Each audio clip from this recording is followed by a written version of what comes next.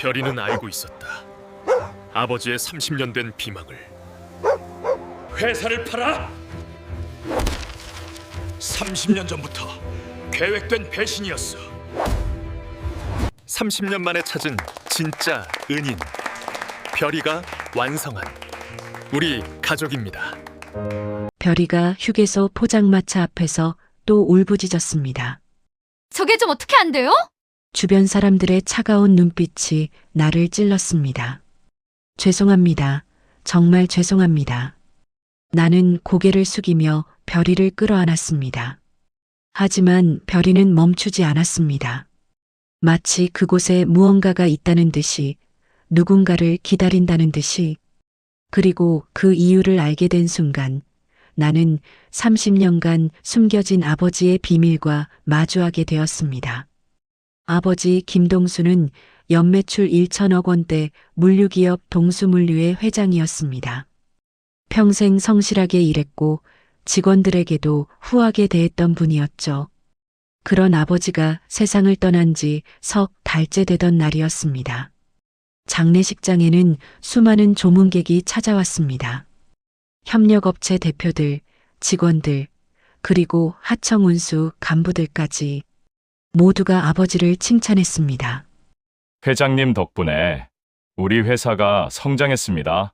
정말 존경스러운 분이셨어요. 하지만 이상한 것은 그들의 눈빛이었습니다. 마치 무언가를 숨기는 듯한 어색한 미소들. 특히 하청운수 전무 박상철의 표정이 그랬습니다. 장례식이 끝난 후 나는 어머니와 함께 아버지의 유품을 정리했습니다. 회사 서류들, 오래된 일기장들, 그리고 낡은 휴대폰 하나. 어머니가 일기장을 펼치며 말했습니다. 아버지는 평생 누군가에게 은혜를 입었다고 하셨어. 누구세요? 그걸 끝내 말씀 안 하셨지. 그냥 내 목숨을 살려준 분이라고만. 어머니의 목소리가 떨렸습니다. 나는 아버지의 낡은 휴대폰을 켰습니다. 오래된 기종이라 작동이 느렸지만 결국 화면이 켜졌습니다. 전화번호부에는 익숙한 이름들이 가득했습니다. 하지만 그 중 하나가 시선을 붙잡았습니다. 이춘식, 내 목숨을 살려준 사람. 메모란에 그렇게 적혀 있었습니다. 엄마, 이춘식이라는 분 아세요? 글쎄 처음 듣는 이름인데. 어머니도 고개를 갸웃거렸습니다. 그때였습니다. 거실에서 별이가 낮게 울부짖는 소리가 들렸습니다. 아버지가 키우던 진돗개 별이. 아버지가 돌아가신 후 별이는 이상하게 변했습니다. 집안에서는 조용했지만 밖에만 나가면 특정 장소에서 난동을 부렸습니다. 바로 고속도로 휴게소였습니다. 처음에는 우연이라고 생각했습니다. 하지만 3번, 4번 반복되자 이상함을 느꼈습니다. 별이는 휴게소에만 가면 포장마차 앞에서 멈춰서서 울었습니다. 주변 사람들이 불편해하고 나는 매번 사과해야 했습니다. 저기, 걔 좀 조용히 시켜주세요. 시끄러워 죽겠네, 진짜. 얼굴이 화끈거렸습니다. 하지만 별이는 멈추지 않았습니다. 마치 그곳에 무언가가 있다는 듯이, 누군가를 기다린다는 듯이. 한편 회사에서는 이상한 소문이 돌기 시작했습니다. 장례식 이후 하청운수 간부들이 회사 곳곳에서 수군거렸습니다. 사실 김 회장님은 우리 덕분에 성공한 거야. 우리가 없었으면 지금의 회사도 없었지. 처음에는 그냥 헛소문이라고 여겼습니다. 아버지는 평생 자수성가한 분이었으니까요. 하지만 그들의 말은 점점 더 구체적으로 변했습니다. 30년 전 그 사고 때 우리가 회장님을 구했잖아. 맞아, 우리가 은인이지. 나는 이 말을 어머니에게 전했습니다. 어머니는 고개를 저었습니다. 아버지가 30년 전 큰 사고를 당한 건 맞아. 하지만 누가 구했는지는 말씀 안 하셨어. 하청운수 사람들이라고요? 아니야. 아버지는 그 사람들을 회사 사람들이라고만 했지 은인이라고 한 적은 없어. 어머니의 얼굴이 굳어졌습니다. 뭔가 이상해.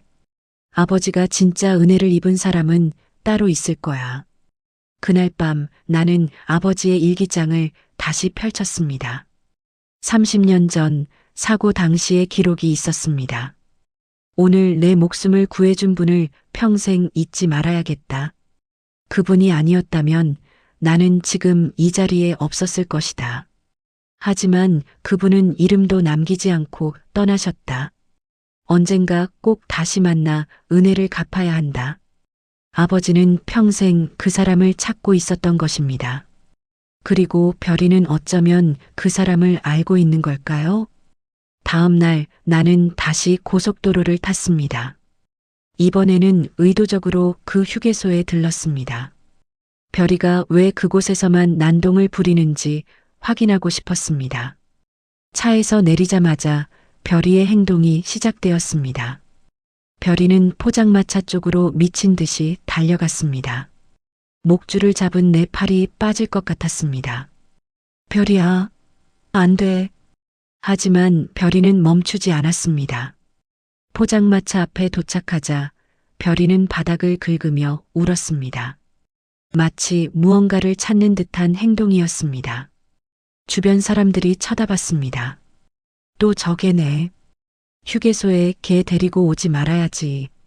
나는 얼굴이 붉어지며 별이를 끌어안았습니다. 그때 포장마차 주인 할머니가 다가왔습니다. 손님, 혹시 그게 전에도 본 적 있는데. 아, 죄송합니다. 자꾸 여기만 오면 이래요. 아니, 괜찮아요. 근데 신기하네요. 저 자리가 뭐가 특별한지. 할머니가 별이가 우는 자리를 가리켰습니다. 예전에 여기서 포장마차를 했던 분이 계셨어요. 한 30년 전쯤? 네. 내 심장이 빠르게 뛰기 시작했습니다. 그분이 어떤 분이셨는데요?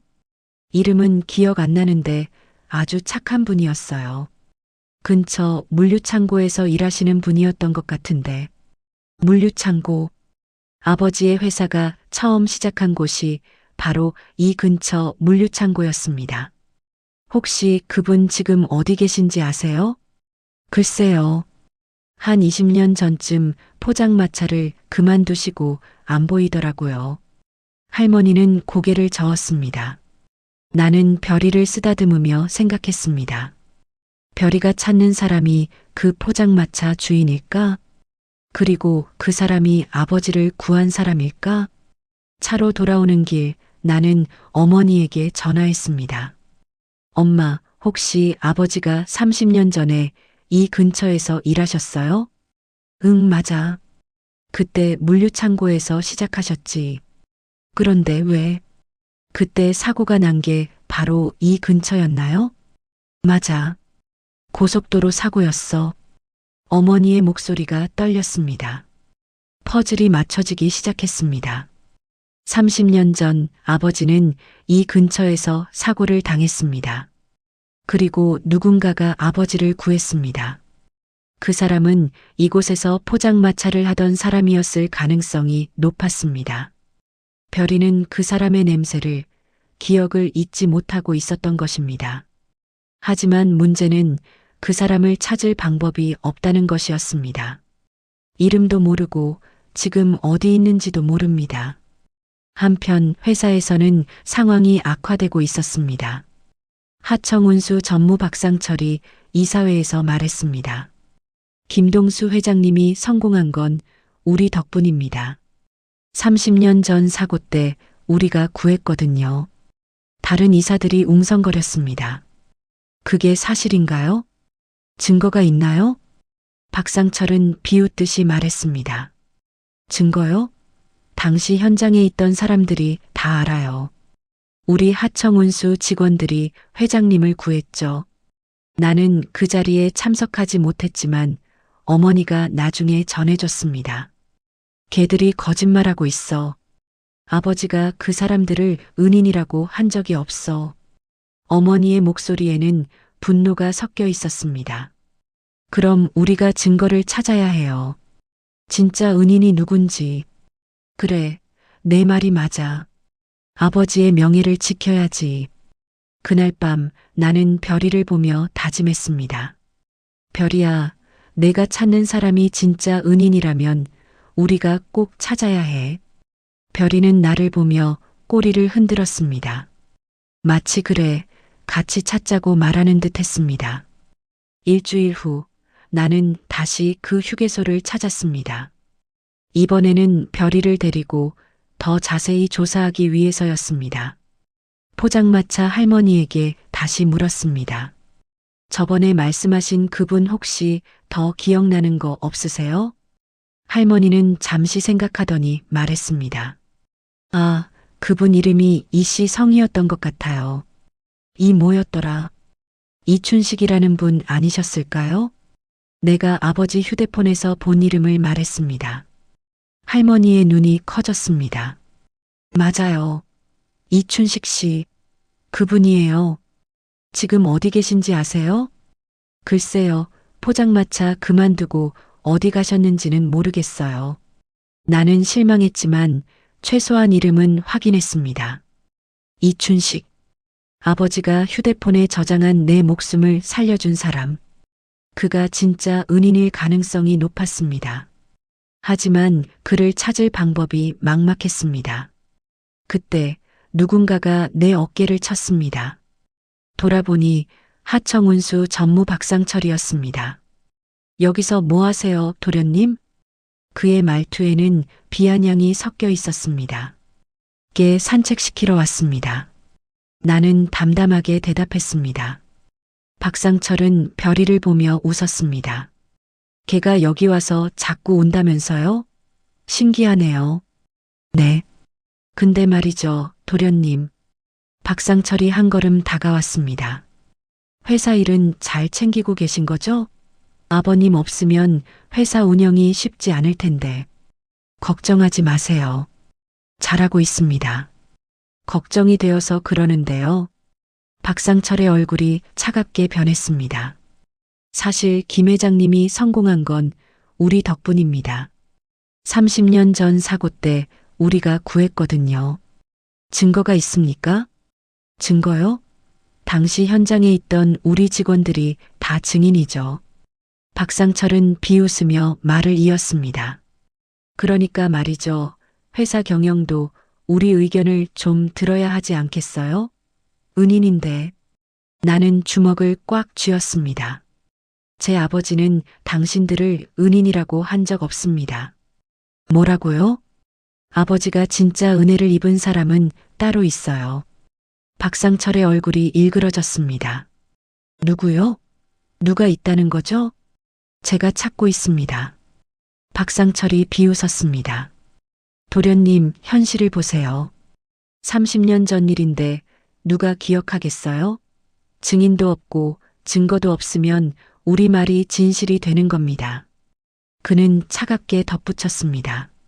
다음 이사회에서 우리는 경영 참여를 정식으로 요구할 겁니다. 은인으로서 당연한 권리죠. 안 됩니다. 안 돼요? 그럼 우리가 회장님을 구한 이야기를 언론에 흘려볼까요? 은인을 무시하는 불효아들 이런 식으로. 박상철은 비웃으며 떠났습니다. 나는 그 자리에 멍하니 서 있었습니다. 별이가 내 다리에 머리를 비볐습니다.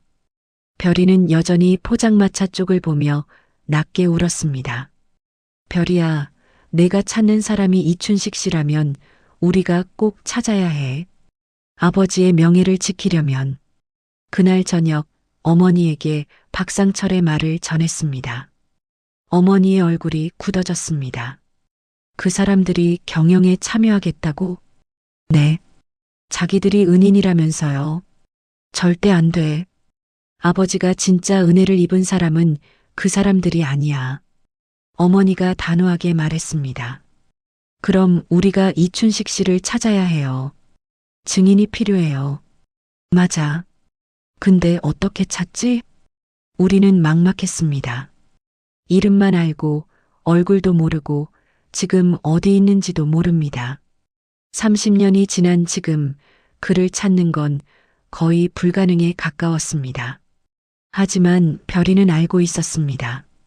별이는 그 사람의 냄새를, 목소리를, 기억을 잊지 않고 있었습니다. 별이야, 우리 꼭 찾자. 아버지를 위해서. 나는 별이를 안으며 다짐했습니다.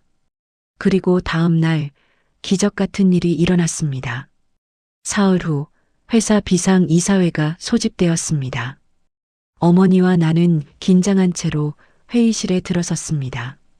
하청운수 전무 박상철을 비롯해 그의 측근 임원 4명이 한쪽에 앉아 있었습니다. 그들의 표정은 자신만만했습니다. 회의가 시작되자 박상철이 서류 뭉치를 탁자 위에 던졌습니다. 오늘 이 자리는 중요한 안건을 논의하기 위해 소집되었습니다. 무슨 안건인데요? 어머니가 차갑게 물었습니다. 동수물류의 경영권 재편입니다. 박상철의 말에 회의실이 술렁거렸습니다. 경영권 재편이라니 무슨 소리입니까? 다른 이사 한 명이 놀라며 물었습니다. 박상철은 여유롭게 미소 지으며 말했습니다. 여러분, 30년 전을 기억하십니까? 김동수 회장님이 고속도로에서 대형 사고를 당했을 때 말입니다. 회의실이 조용해졌습니다. 그날 누가 회장님을 구했는지 아십니까?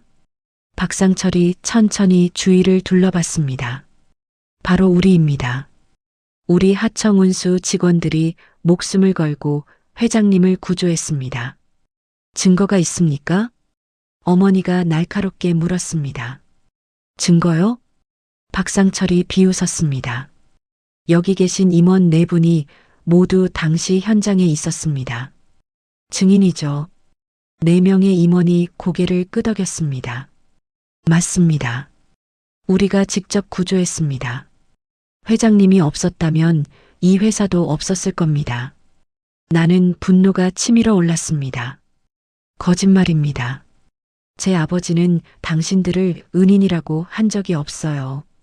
그거야 회장님이 조용히 하셨으니까요. 박상철이 빙그레 웃었습니다. 하지만 사실은 사실입니다. 우리가 없었으면 김 회장님도 없었고 이 회사도 없었습니다. 그는 서류를 펼치며 말을 이었습니다. 그래서 우리는 정당한 권리를 주장합니다.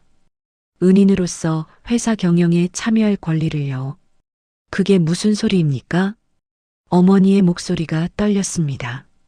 우리는 회사 지분 30%를 요구합니다. 뭐라고요?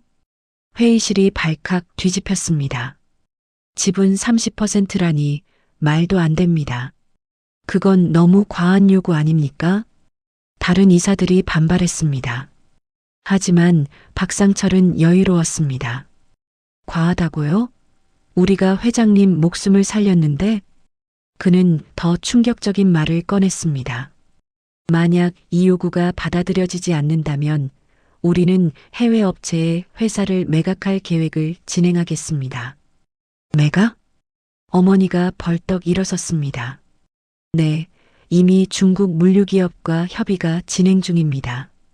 우리가 중재자로서 말이죠. 박상철이 서류를 한 장 더 꺼냈습니다. 그것은 비밀 매각 계약서 초안이었습니다. 당신들이 무슨 권한으로 회사를 팔아요? 내가 소리쳤습니다. 권한이요? 박상철이 나를 쳐다봤습니다. 우리는 이 회사를 살린 은인입니다. 회장님 유족보다 더 큰 권리가 있죠. 말도 안 돼요. 말도 안 된다고요? 박상철의 목소리가 차갑게 변했습니다. 그럼 증명해 보세요. 우리 말이 거짓이라고. 30년 전 그날 현장에 있었던 사람이 누구였는지 증명해 보세요.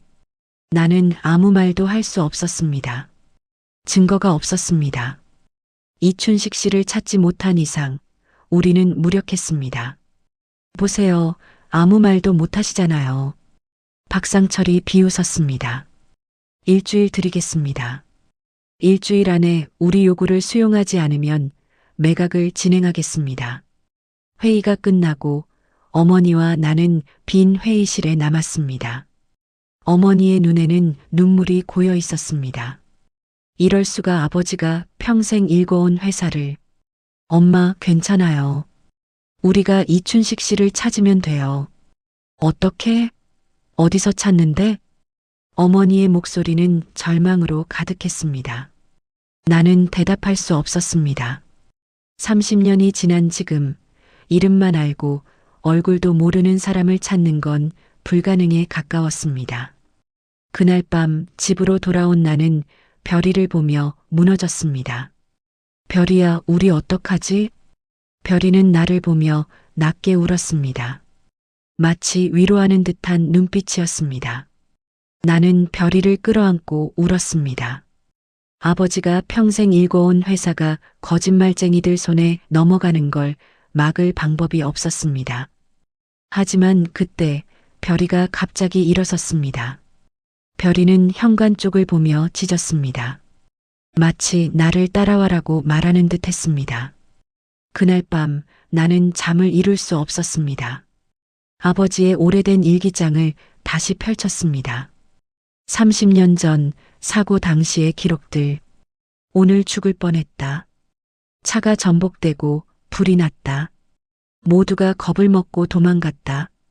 하지만 한 사람이 나를 구해줬다. 아버지의 글씨가 떨리고 있었습니다.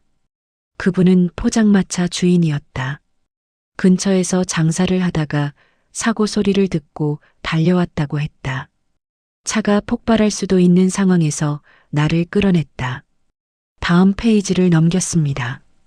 병원에서 깨어났을 때 그분은 이미 떠나신 후였다. 이름도 남기지 않으셨다. 간호사에게 물어보니 이춘식이라는 분이었다고 했다.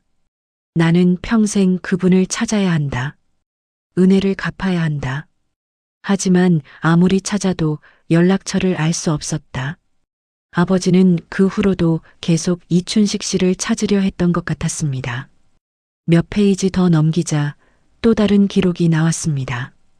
오늘 별이를 데려왔다. 진돗개 한 마리. 이상하게도 별이는 내가 사고당했던 그 휴게소 근처만 가면 반응을 보인다. 마치 무언가를 기억하는 듯하다. 혹시 별이가 그분의 냄새를 기억하는 걸까? 나는 숨이 멎는 것 같았습니다. 아버지도 눈치채고 있었던 것입니다. 별이가 이춘식 씨를 기억하고 있다는 것을. 다음 기록이 더 놀라웠습니다. 오늘 별이와 함께 휴게소에 갔다. 별이는 포장마차 자리 앞에서 멈춰섰다. 그리고 울었다. 마치 여기에 그 사람이 있었다고 말하는 듯했다. 나도 그 자리에 서서 울었다. 은인을 만나지 못한 채 세월이 흘러가는 게 너무 안타까웠다. 아버지는 평생 이춘식 씨를 그리워했던 것입니다. 그리고 별이는 아버지의 그 마음을 알고 있었습니다. 나는 일기장을 덮고 별이에게 다가갔습니다. 별이야, 너도 그분을 기억하고 있구나.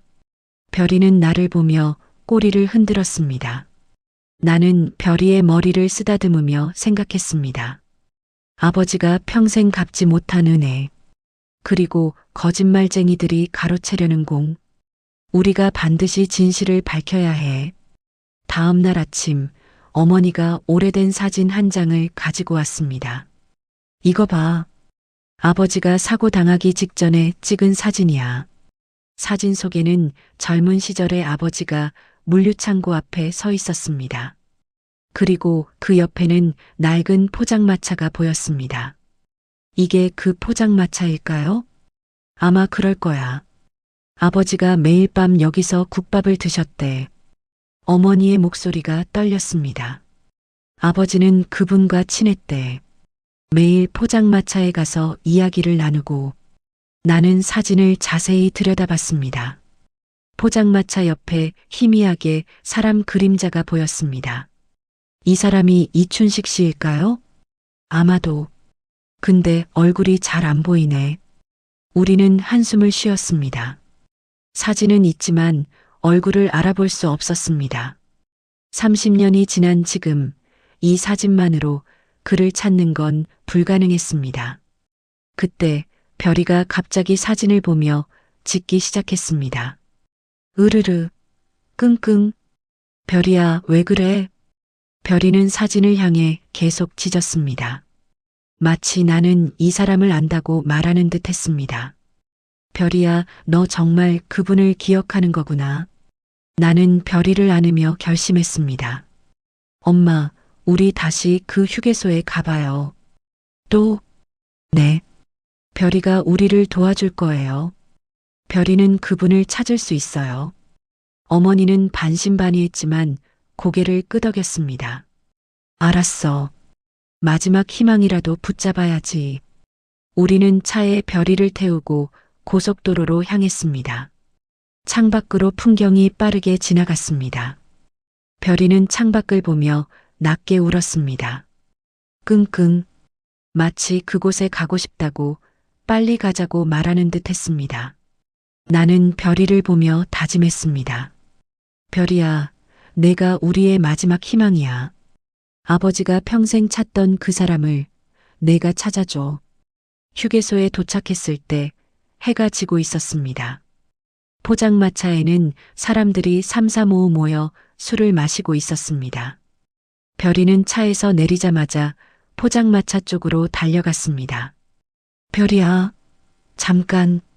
나는 급하게 별이를 따라갔습니다. 별이는 포장마차 앞에서 멈춰 섰습니다. 그리고 특정 방향을 향해 짖기 시작했습니다. 으르르, 끙끙. 그곳에는 한 노인이 홀로 앉아 소주를 마시고 있었습니다. 노인은 60대 후반으로 보였습니다. 낡은 작업복을 입고 구부정한 어깨로 앉아 있었습니다. 별이는 그 노인을 향해 계속 짖었습니다. 하지만 이상하게도 공격적인 짖음이 아니었습니다. 꼬리를 흔들며 반가워하는 듯한 짖음이었습니다. 별이야, 조용히 해. 나는 별이를 진정시키려 했지만 별이는 멈추지 않았습니다. 노인이 고개를 돌려 우리를 봤습니다. 이게가. 노인의 눈이 커졌습니다. 별이야? 네. 별이를 아세요? 나는 깜짝 놀라 물었습니다. 노인은 천천히 일어나 별이에게 다가왔습니다. 별이 정말 내가 별이구나. 노인의 목소리가 떨렸습니다. 별이는 노인에게 달려가 앞발로 그의 다리를 긁었습니다. 끙끙 으르르. 마치 오랜만에 만난 가족을 반기는 듯 했습니다. 노인은 무릎을 꿇고 별이를 안았습니다. 별이야, 얼마만이냐? 너 많이 컸구나. 저기 실례지만 누구세요? 나는 조심스럽게 물었습니다. 노인이 나를 올려다봤습니다. 혹시 김동수 회장님 아드님이십니까? 네, 맞습니다. 그런데 어떻게? 저는 이춘식이라고 합니다. 그 순간 내 심장이 멎는 것 같았습니다. 이춘식. 아버지가 평생 찾던 그 사람. 이춘식 씨? 네. 30년 전 김 회장님을 사고 현장에서 구조한 사람입니다. 이춘식 씨의 목소리는 차분했지만 떨리고 있었습니다. 어머니가 급하게 다가왔습니다. 정말이세요? 정말 당신이 제 남편을 구하신 분이세요? 네, 맞습니다. 이춘식 씨는 고개를 끄덕였습니다. 30년 전 그날 저는 여기서 포장마차를 하고 있었습니다. 밤늦게 사고 소리가 들려서 달려갔죠. 그는 잠시 숨을 고르고 말을 이었습니다. 차가 전복되어 있었고 불이 나고 있었습니다. 사람들은 모두 겁을 먹고 멀리서 구경만 했습니다. 그래서요? 저는 차 안에 사람이 있는 걸 봤습니다. 김 회장님이었죠. 정신을 잃고 계셨습니다. 이춘식 씨의 목소리가 떨렸습니다. 저는 위험한 줄 알면서도 차 안으로 들어갔습니다. 회장님을 끌어냈고 멀리 피했습니다. 그리고 얼마 후 차가 폭발했습니다. 그럼 정말 당신이 제 남편을 구하신 거네요. 어머니의 눈에서 눈물이 흘렀습니다. 네. 하지만 제가 병원까지 가지는 못했습니다. 다른 사람들이 구급차를 부르고 저는 그냥 돌아왔습니다. 왜요? 왜 끝까지 계시지 않으셨어요? 저는 그냥 당연한 일을 했을 뿐입니다. 이름을 남기고 싶지 않았습니다. 이춘식 씨는 쓸쓸하게 웃었습니다. 근데 문제는 그 이후였습니다. 무슨 문제요? 당시 하청운수 간부들이 현장에 있었습니다. 그들은 제가 회장님을 구조하는 걸 지켜봤죠. 이춘식 씨의 표정이 굳어졌습니다. 그런데 그들은 제공을 가로챘습니다. 뭐라고요? 나는 분노가 치밀어 올랐습니다. 그들은 회사에 돌아가서 자기들이 회장님을 구했다고 거짓말을 퍼뜨렸습니다. 왜 그랬을까요? 회장님의 은혜를 독차지하려고요. 회장님이 성공하면 그 은인으로서 권력을 가질 수 있으니까요. 이춘식 씨는 쓴웃음을 지었습니다. 저는 당시 하청운수에서 임시기사로 일하고 있었습니다. 그들이 거짓말을 퍼뜨리자 저는 아무 말도 할 수 없었습니다. 왜요? 진실을 말씀하시지 그러셨어요. 누가 믿겠습니까? 임시직 기사의 말을 간부들의 말보다 믿을 사람이 누가 있겠어요? 이춘식 씨의 목소리는 체념으로 가득했습니다. 그래서 저는 그냥 포장마차나 하며 살았습니다. 하지만 회장님은 저를 찾으셨더군요. 네. 몇 번인가 이 휴게소에 오셨습니다. 저를 찾으러. 하지만 저는 숨었습니다. 왜요? 창피했으니까요. 제가 회장님을 구했다는 공을 다른 사람들이 가져갔는데 제가 무슨 얼굴로 회장님을 뵙겠습니까? 이춘식 씨의 눈에서 눈물이 흘렀습니다. 그리고 별이 이 녀석을 처음 봤을 때 회장님이 안고 계셨습니다. 별이를요? 네. 회장님은 별이를 데리고 이 휴게소에 자주 오셨습니다. 별이는 저를 기억했죠. 제가 숨어서 지켜볼 때마다 별이는 제가 있는 방향을 보며 짖었습니다. 별이는 이춘식 씨의 다리에 머리를 비볐습니다.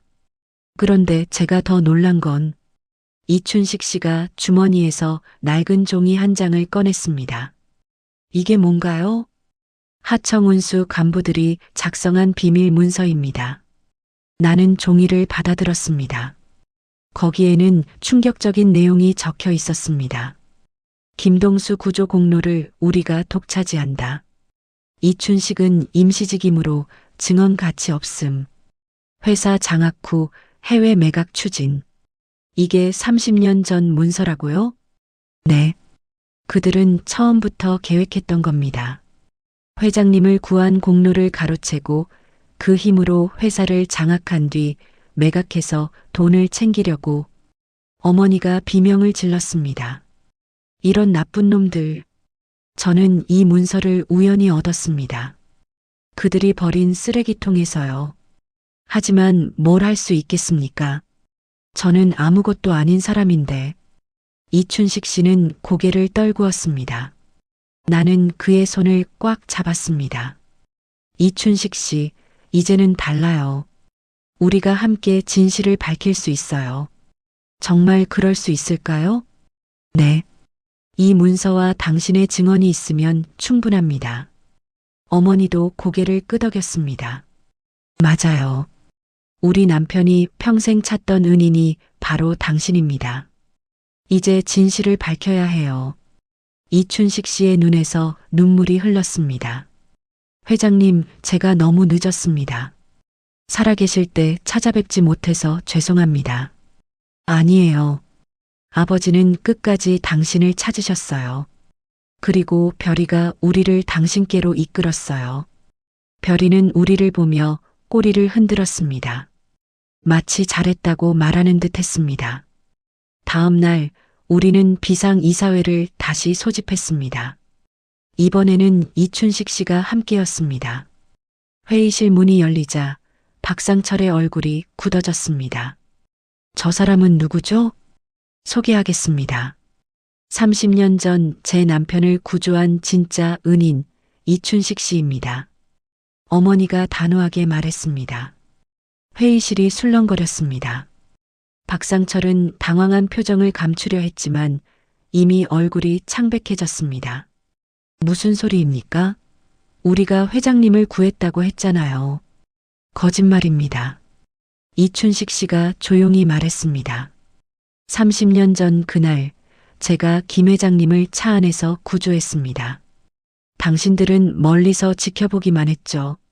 증거가 있나요? 박상철이 비웃었습니다. 증거요? 이춘식 씨가 낡은 종이를 탁자 위에 올려놓았습니다. 이게 증거입니다. 박상철의 얼굴이 하얗게 질렸습니다. 그건 어디서? 당신들이 30년 전에 작성한 비밀 문서입니다. 김동수 구조 공로를 우리가 독차지한다. 회사 장악 후 해외 매각 추진. 이렇게 적혀 있네요. 나는 문서를 소리내어 읽었습니다. 다른 이사들이 경악했습니다. 이게 정말입니까? 30년 전부터 계획했다는 겁니까? 아닙니다. 그건 오해입니다. 박상철이 변명했지만 이미 늦었습니다. 오해라고요? 어머니가 차갑게 웃었습니다. 그럼 일주일 전에 중국 물류기업과 매각 계약 초안을 작성한 것도 오해인가요? 그건 우리는 이미 다 조사했습니다. 당신들이 회사 지분을 요구하면서 동시에 비밀리에 매각을 추진한 것까지요. 나는 또 다른 서류를 꺼냈습니다. 그것은 하청운수와 중국 업체 간의 비밀 이메일 내역이었습니다. 이건 당신들이 주고받은 이메일입니다. 김동수 사망 후 회사 장악 가능. 유족은 경영 능력 없음. 매각 최적기. 이렇게 적혀 있네요. 회의실이 발칵 뒤집혔습니다. 이건 배임입니다. 형사고발 사안이에요. 다른 이사들이 분노했습니다. 박상철은 변명할 말을 찾지 못하고 입만 벙긋거렸습니다. 저희는 당신들은 처음부터 우리 회사를 먹으려고 계획했던 겁니다. 어머니의 목소리가 떨렸습니다. 제 남편이 평생 일궈온 회사를 은인의 이름을 사칭해서 빼앗으려 했던 거죠. 아닙니다. 우리도 현장에 있었어요. 박상철의 측근 임원 하나가 외쳤습니다. 맞아요. 우리도 구조에 참여했습니다. 거짓말입니다. 이춘식 씨가 조용히 말했습니다. 당신들은 현장에 있었지만 아무것도 하지 않았습니다. 차가 폭발할까봐 겁먹고 멀리서 지켜보기만 했죠. 증거가 어디 있어요? 여기 있습니다. 나는 또 다른 서류를 꺼냈습니다. 30년 전 사고 당시 보험사 조사 기록입니다. 여기 목격자 진술이 나와 있습니다. 나는 서류를 읽기 시작했습니다. 현장에 여러 사람이 있었으나 실제로 구조에 참여한 사람은 포장마차 주인 한 명뿐이었음. 다른 사람들은 겁을 먹고 멀리 서 있었음. 박상철의 얼굴이 완전히 하얗게 질렸습니다. 그리고 이건 당시 119 구조대 보고서입니다. 어머니가 또 다른 서류를 꺼냈습니다. 사고 차량에서 구조된 김동수 씨, 포장마차 주인 이춘식 씨가 1차 구조, 구조대 도착 시 이미 안전지역으로 이동 완료. 이렇게 적혀 있네요. 회의실이 조용해졌습니다. 모든 증거가 이춘식 씨를 가리키고 있었습니다. 이제 인정하세요. 당신들은 거짓말을 했습니다. 나는 차갑게 말했습니다. 그리고 그 거짓말로 회사를 장악하려 했고 해외에 매각하려 했습니다. 박상철이 무릎을 꿇었습니다. 죄송합니다. 하지만 이미 늦었습니다. 사과로 끝날 문제가 아닙니다. 어머니가 단호하게 말했습니다. 저는 당신들을 배임죄, 사기죄, 업무상 횡령죄로 고발하겠습니다. 그리고 회사에서 즉시 해임하겠습니다. 나는 해임 통지서를 박상철 앞에 던졌습니다. 당신들이 누리던 모든 것 오늘로 끝입니다. 박상철과 그의 측근들은 말없이 고개를 떨구었습니다. 30년간 거짓말로 쌓아온 권력이 한순간에 무너졌습니다. 회의가 끝난 후 어머니는 이춘식 씨에게 말했습니다. 이춘식 씨, 제 남편이 평생 찾던 분이 당신입니다. 송구합니다. 제가 너무 늦게 나타났습니다. 아니에요. 지금이라도 찾아서 다행입니다. 어머니의 눈에서 눈물이 흘렀습니다. 제 남편은 평생 당신께 은혜를 갚고 싶어 했습니다. 이제 제가 대신 갚겠습니다. 무슨 말씀을? 하청운수 대표직을 맡아주세요. 어머니가 정중하게 말했습니다. 당신이 우리 회사의 진짜 은인입니다. 이제 당신이 정당한 자리를 찾아야 합니다. 이춘식 씨는 눈물을 흘리며 고개를 숙였습니다. 회장님, 제가 부족한 사람입니다만 최선을 다하겠습니다. 아닙니다. 당신은 충분합니다. 나는 이춘식 씨의 손을 잡았습니다. 아버지가 평생 찾던 분입니다. 이제 우리 가족이에요. 그날 하청운수는 새로운 대표를 맞이했습니다. 거짓말쟁이들이 떠나고 진짜 은인이 자리를 잡았습니다. 아버지가 평생 이루지 못한 일을 우리가 대신 완성했습니다. 그리고 별이는 그 모든 과정을 지켜보며 꼬리를 흔들었습니다. 마치 잘했다고 말하는 듯 했습니다. 6개월이 흘렀습니다. 이춘식 씨는 하청운수 대표로서 회사를 훌륭하게 이끌고 있었습니다. 30년간 포장마차에서 일했지만 그는 물류 현장을 누구보다 잘 알고 있었습니다. 직원들도 그를 존경했습니다. 대표님, 이번 달 실적이 작년 대비 20% 상승했습니다. 다들 고생하셨습니다. 직원 복지부터 챙깁시다. 이춘식 씨는 언제나 직원들을 먼저 생각했습니다.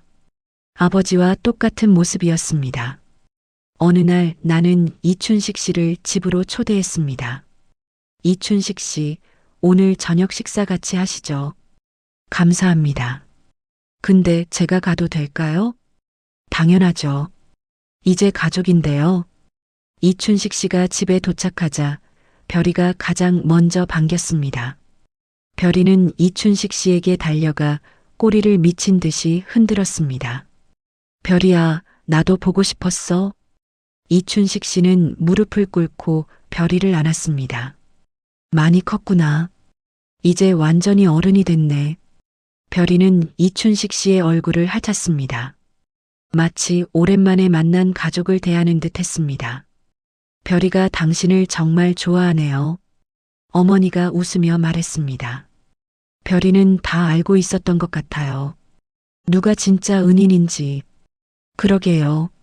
별이가 아니었으면 우리도 몰랐을 겁니다.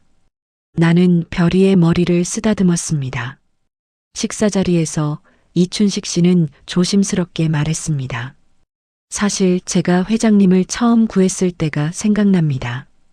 그때 이야기 좀 들려주세요. 회장님이 병원에서 깨어나셨을 때 저를 찾으셨대요.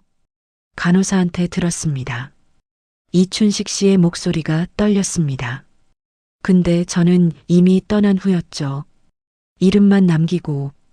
왜 끝까지 계시지 않으셨어요? 창피했으니까요. 저는 그냥 포장마차 주인이고 회장님은 성공하실 분이었으니까요. 그런 게 어디 있어요. 생명의 은인인데. 어머니가 안타까워했습니다. 그 후로 회장님이 몇 번인가 휴게소를 찾아오셨어요. 이춘식 씨가 말을 이었습니다. 별이를 안고 오셔서 포장마차 앞에서 기다리셨죠? 아버지가요? 네. 저를 찾으시는 것 같았어요. 근데 저는 숨었습니다. 왜요? 부끄러웠으니까요. 회장님은 성공하셨는데 저는 여전히 포장마차만 하고 있었으니까요. 이춘식 씨의 눈에서 눈물이 흘렀습니다. 그런데 별이는 알고 있었어요. 제가 숨어 있는 걸.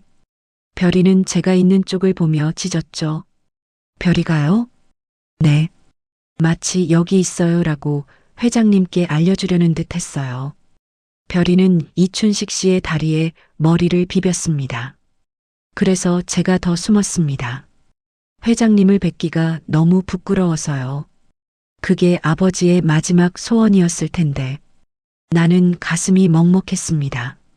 송구합니다. 제가 용기가 없었습니다. 아니에요. 이제라도 찾아서 다행입니다. 어머니가 이춘식 씨의 손을 잡았습니다. 제 남편은 당신을 평생 찾았어요. 은혜를 갚고 싶어 했어요. 회장님, 제가 너무 늦었습니다. 아니에요. 별이가 당신을 찾아줬잖아요.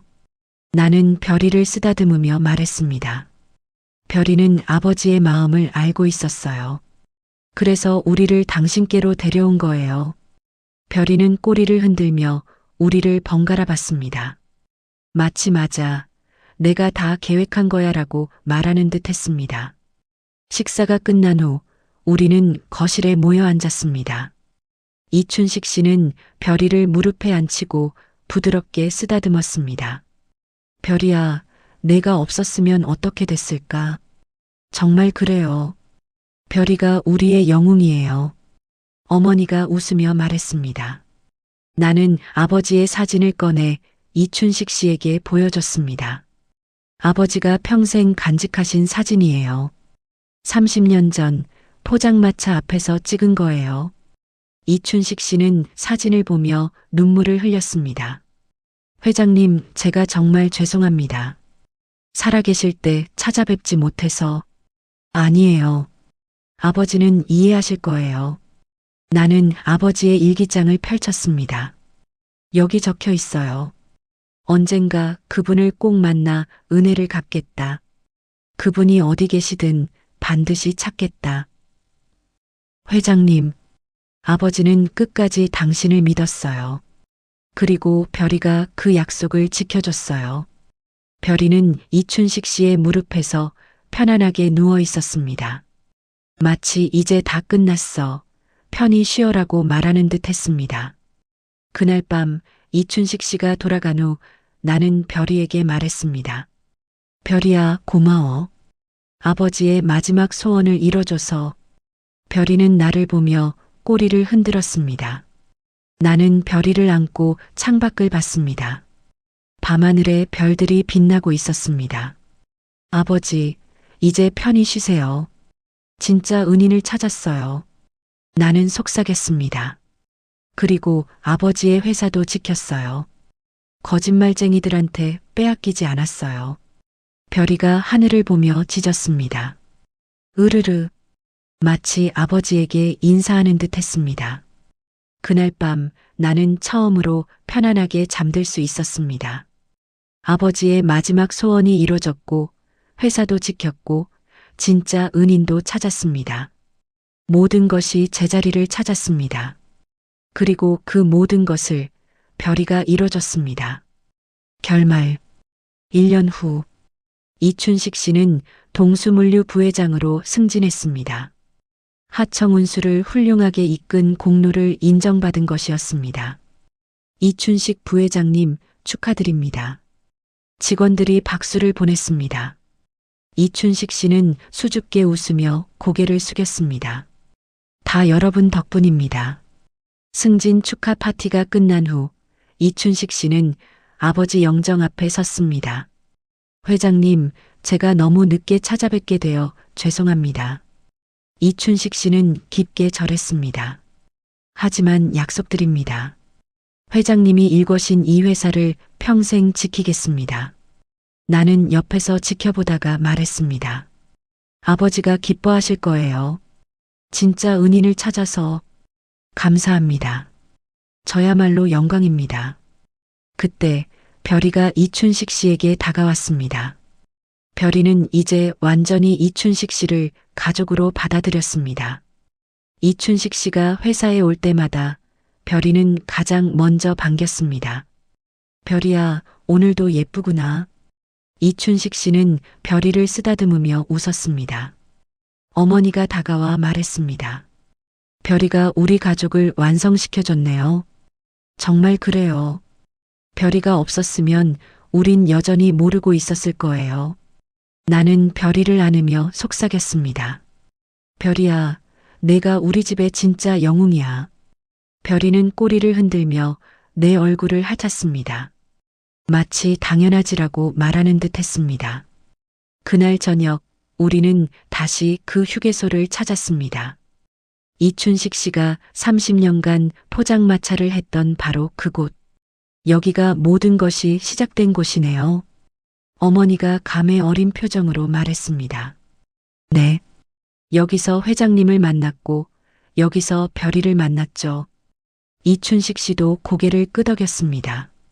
별이는 그 자리에 앉아 하늘을 올려다봤습니다. 마치 아버지에게 제대로 했죠? 라고 묻는 듯 했습니다. 나는 별이의 머리를 쓰다듬으며 말했습니다. 별이야, 아버지가 못다한 이야기를 내가 이어줬어. 진짜 은인을 찾아주고 거짓말쟁이들을 물리쳐주고 우리 가족을 완성시켜줬어. 별이는 나를 보며 꼬리를 흔들었습니다. 그리고 다시 하늘을 올려다봤습니다. 그 순간 휴게소 조명이 반짝이며 별이를 비췄습니다. 마치 아버지가 잘했다고 말하는 듯 했습니다. 우리는 모두 하늘을 올려다보며 웃었습니다. 30년의 비밀이 풀렸고 진실이 밝혀졌고 은혜가 갚아졌습니다. 그리고 그 모든 것을 이룬 건 한 마리의 충직한 개였습니다. 별이야, 사랑해. 우리는 모두 별이를 안으며 속삭였습니다. 별이는 우리를 보며 행복하게 짖었습니다. 그날 밤 별이의 짖음은 휴게소 전체에 울려 퍼졌습니다. 마치 승리의 노래처럼, 마치 가족의 축복처럼, 마치 아버지의 안녕 인사처럼. 시청해 주셔서 감사합니다.